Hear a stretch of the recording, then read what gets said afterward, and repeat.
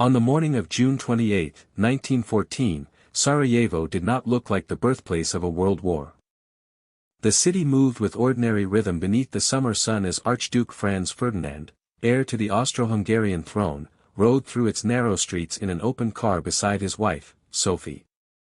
Bosnia had been annexed by Austria-Hungary only a few years earlier, and resentment simmered among Serbian nationalists who dreamed of a unified Slavic state. That morning, members of a secret group known as the Black Hand positioned themselves along the motorcade route, armed and waiting. An early bomb attempt failed, injuring bystanders but missing its target. It seemed the danger had passed. Yet fate turned on a wrong turn. When the Archduke's driver mistakenly stopped near a café, a young conspirator named Gavrilo Princip stepped forward. At point-blank range, he fired 2 shots. Within minutes, both the Archduke and Sophie were dead. What appeared to be a localized act of political violence was, in reality, the spark that would ignite a continent. Across Europe, telegrams began to fly, alliances stiffened, and governments weighed honor, revenge, and survival. A single gunshot in Sarajevo had begun a chain reaction that no empire could control. Long before the shots were fired in Sarajevo, Europe had been drifting toward catastrophe. Beneath the polished ceremonies of emperors and kings lay a continent divided into armed camps, bound by alliances that promised security but guaranteed escalation.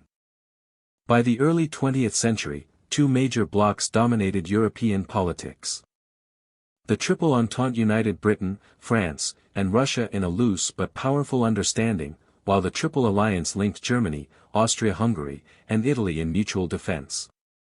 These agreements were meant to deter aggression, yet they created a rigid structure in which any regional conflict risked pulling in multiple powers. Suspicion hardened into strategy, and strategy hardened into mobilization timetables measured down to the hour. Militarism intensified the tension. Germany, unified only in 1871, had risen rapidly in industrial strength and sought its place in the sun. Its expanding navy challenged Britain's dominance at sea, triggering a costly naval arms race.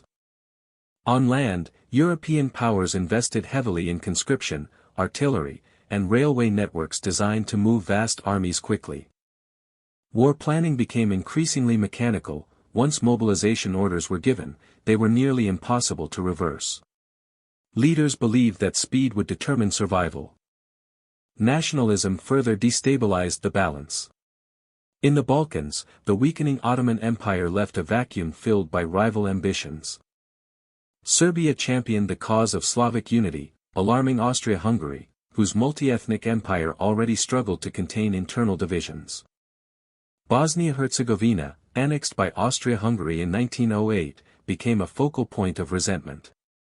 To Serbian nationalists, it symbolized foreign domination. To Vienna, it was a matter of imperial authority. Imperial rivalries extended beyond Europe. Britain and France competed with Germany for colonies in Africa and influence in Asia. Each crisis, whether in Morocco or the Balkans, deepened mistrust. Diplomacy continued, but it was diplomacy conducted in the shadow of mobilization plans. By 1914, Europe resembled a powder keg. The alliances that promised protection also ensured that any spark could trigger a chain reaction. Armies stood ready, generals trusted timetables more than negotiation, and national pride overshadowed compromise. When the assassination in Sarajevo occurred, it did not create tension from nothing, it struck a system already primed for explosion. What followed was not merely outrage, but activation. Governments began to consider their obligations, their honor, and their strategic survival. The continent waited, armed and uneasy, as the July crisis began to unfold. In the weeks after the assassination, Europe entered what would later be known as the July crisis, a period when diplomacy moved rapidly, yet peace slipped further away with each passing day. Austria-Hungary saw the killing of Archduke Franz Ferdinand not merely as an act of terrorism, but as a direct challenge to imperial authority. Leaders in Vienna were determined to punish Serbia and crush the nationalist movements threatening to tear their fragile empire apart. Before acting, however, they sought assurance from Germany. In early July 1914, Kaiser Wilhelm II and his government offered what became known as the blank check, a pledge of unconditional support, even if action against Serbia provoked Russia.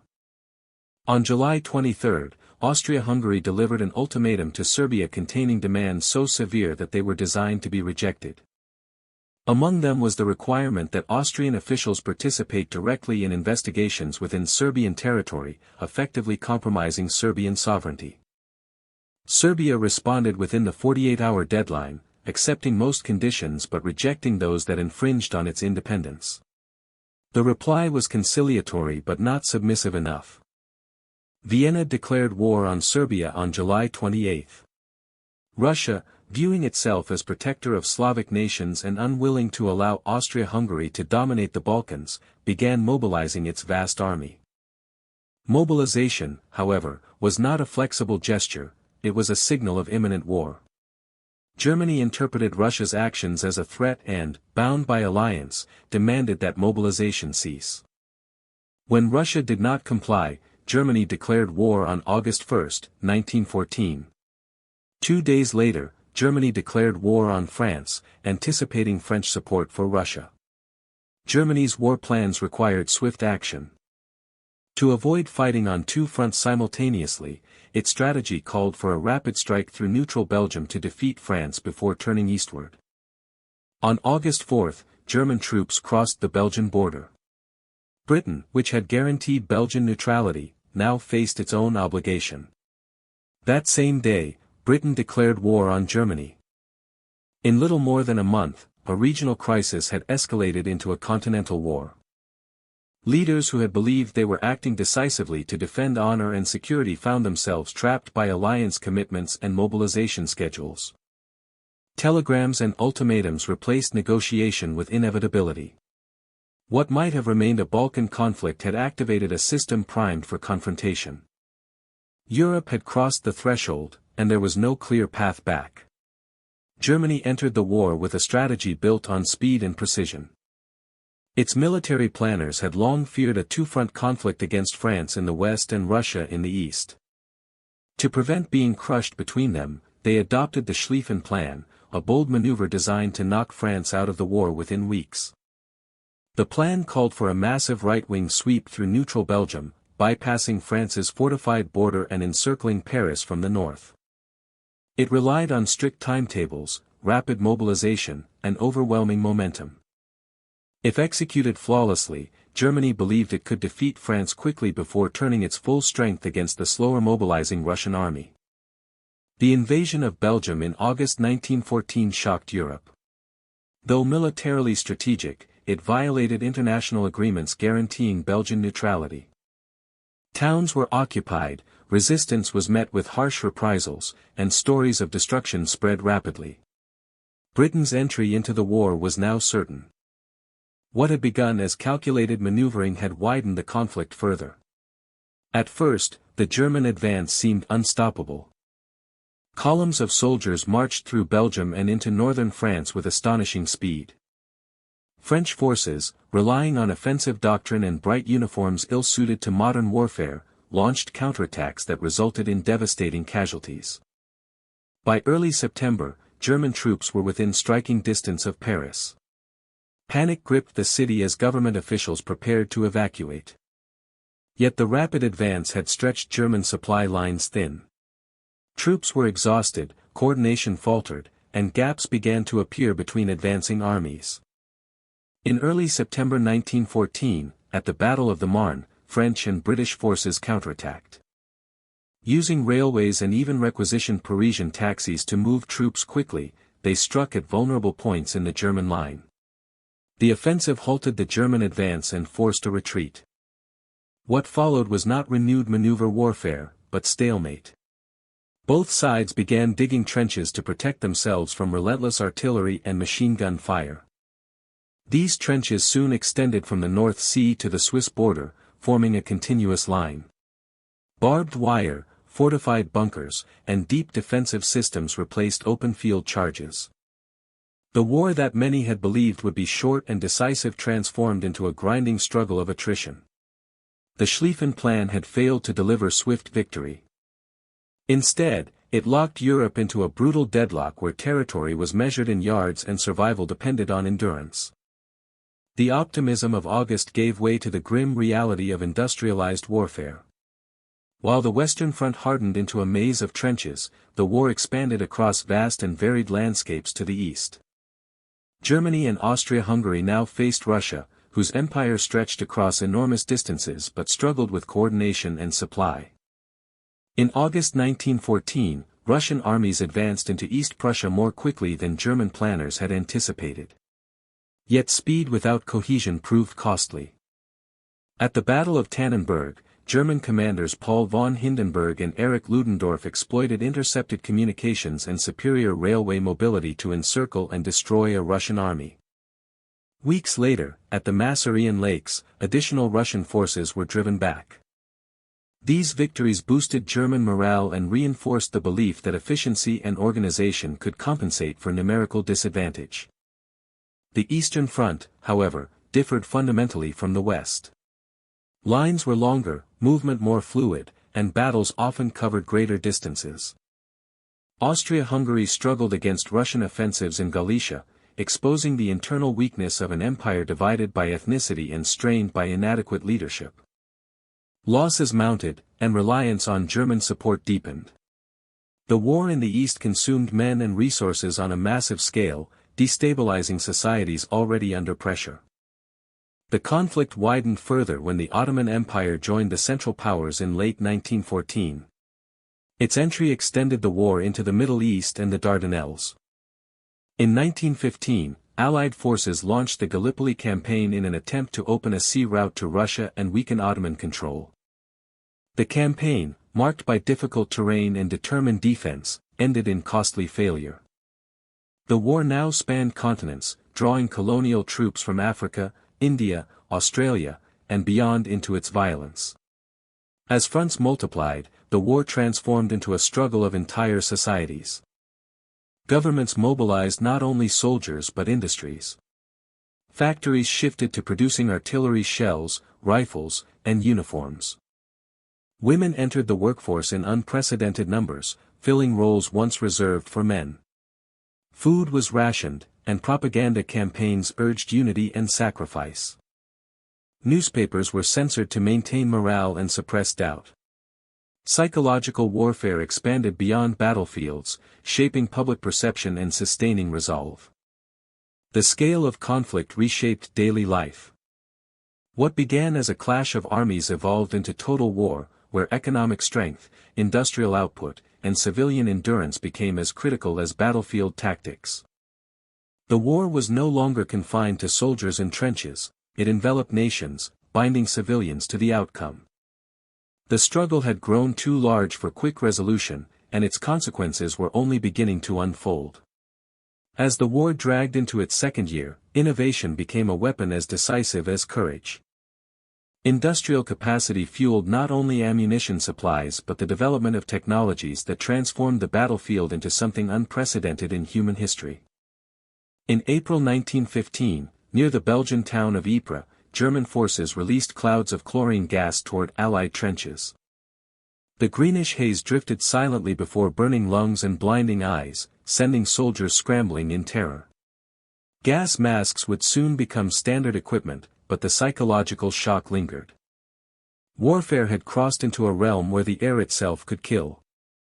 Artillery dominated the conflict with relentless force. Shellfire reduced landscapes to cratered wastelands, obliterating forests and villages.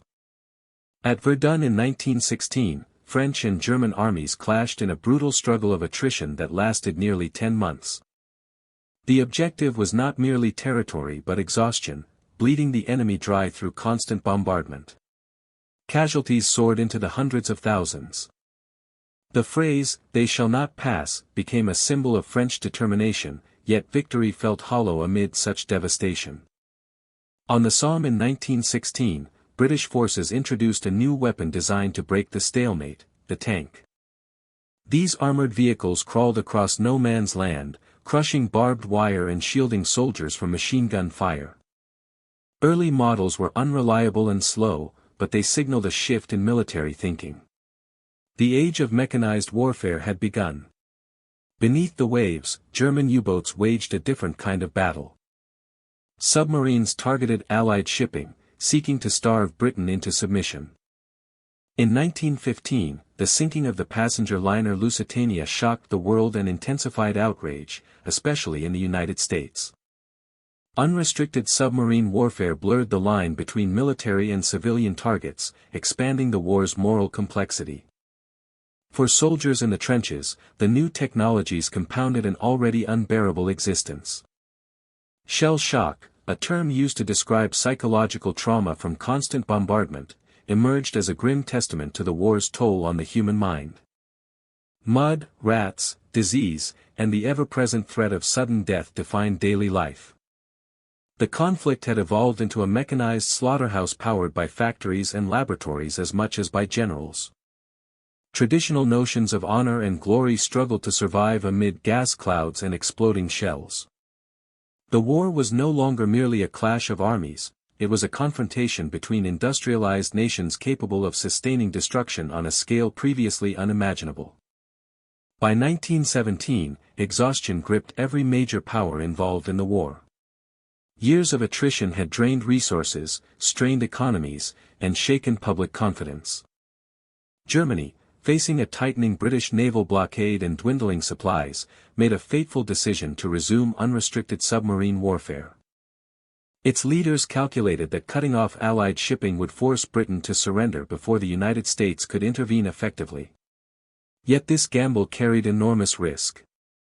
When American ships were targeted and the Zimmermann telegram, proposing a German-Mexican alliance against the United States, was intercepted and made public, opinion in America shifted decisively. In April 1917, President Woodrow Wilson asked Congress for a declaration of war, framing the conflict as a defense of democracy. The entry of the United States brought fresh troops, vast industrial capacity, and renewed financial strength to the Allied side. At the same time, the Eastern Front was unraveling. Russia, burdened by heavy losses and internal discontent, experienced revolution in 1917. Tsar Nicholas II abdicated in March, ending centuries of Romanov rule. Later that year, the Bolsheviks seized power in the October Revolution, promising peace and withdrawal from the war. In early 1918, the Treaty of Brest-Litovsk removed Russia from the conflict, allowing Germany to shift divisions westward. For a brief moment, it seemed the Central Powers might regain the initiative.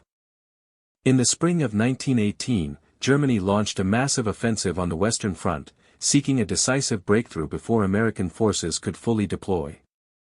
Initial advances were dramatic, pushing Allied lines back and threatening Paris once more. Yet the offensive overextended German troops, exhausting reserves and stretching supply lines. When fresh American soldiers began arriving in significant numbers, the balance tipped. Allied forces coordinated counterattacks with improved tactics, integrating infantry, tanks, and air support in ways that overcame earlier stalemates. By late 1918, the Central Powers began to collapse. Bulgaria surrendered, the Ottoman Empire sought armistice, and Austria-Hungary fractured under nationalist pressures. In Germany, unrest spread through cities and the navy mutinied. Kaiser Wilhelm II abdicated in November, and a new government sought peace. On November 11, 1918, the guns fell silent. The war that had begun with confident predictions of swift victory ended in exhaustion and upheaval. Monarchies fell, empires disintegrated, and millions lay dead. The conflict had reshaped Europe's political landscape, and its consequences were only beginning to emerge. When the fighting stopped in November 1918, relief swept across exhausted nations, but peace proved far more complicated than silence on the battlefield. In 1919, leaders gathered at the Palace of Versailles to determine the post-war order. The Treaty of Versailles imposed harsh terms on Germany, territorial losses, severe military restrictions, heavy reparations. And the controversial war guilt clause assigning responsibility for the conflict. Supporters argued that such measures were necessary to prevent renewed aggression. Critics warned they would breed resentment rather than stability. Meanwhile, the Austro-Hungarian, Ottoman, German, and Russian empires had collapsed, replaced by fragile new states across Central and Eastern Europe. Borders were redrawn, but ethnic tensions often remained unresolved. Millions struggled with economic hardship, political uncertainty, and the trauma of unprecedented loss. The war that began in Sarajevo had reshaped continents, toppled monarchies, and accelerated technological and social change. Yet instead of securing lasting peace, its settlement planted seeds of instability that would echo through the decades. A conflict sparked by a single assassination had altered global power structures forever, and the world would soon discover that its consequences were far from finished.